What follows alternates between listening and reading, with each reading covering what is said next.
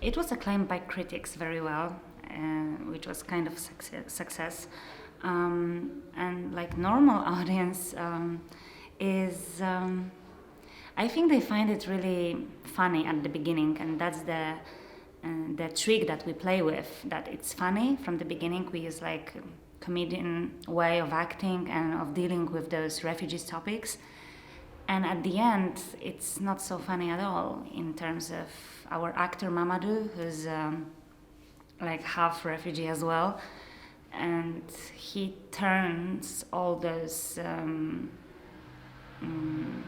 signs of the play like in different way. So audience find it at the end very sad sometimes, you know.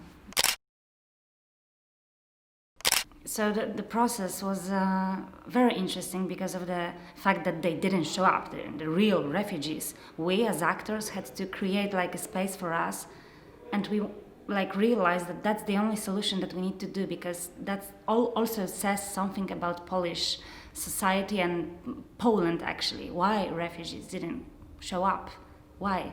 So me right now as a Polish actress, if I could have seen like a real refugee, how I supposed to play him or she, you know what I mean? So that was tricky part and very interesting. That me as an actress, Polish girl from Poland, how right now I imagine a perfect refugee that I would supposed to play.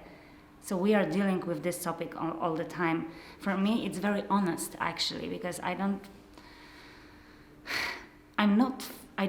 think that it's right from art point of view to sometimes deal with those tragedies. You know, it's like, where is the responsibility for that I would, for example, use once refugee stories to create, you know, a character on the stage. I'm not sure if that would be honest and okay with them and their real stories, because probably those people are after like huge tragedies like war, like running away from something, you know. So I'm not sure if it's right to show it on the stage, but it's even better if I try to ask myself how I imagine a refugee and all those stereotypes that comes with it.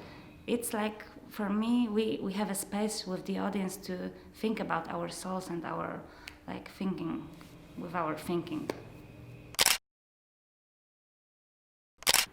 It's a difficult question because we are dealing with it all the time. I think that we have a huge responsibility as artists.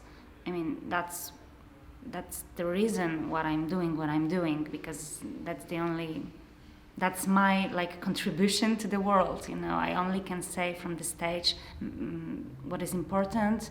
I can make people laugh, I can make people cry, and I can like force them to, not force, but encourage them to some kind of reflection about the world that we are living right now in. So I think we are taking a huge responsibility, and that's our duty, but also our privilege to say something from the stage and like focus our thoughts and our plays, our thinking on really important topics that are usually very common in the whole Europe and also all around the world. So Damascus 2045 was I would say that it was but it was quite difficult work for me, especially in terms of the barrier language that we had.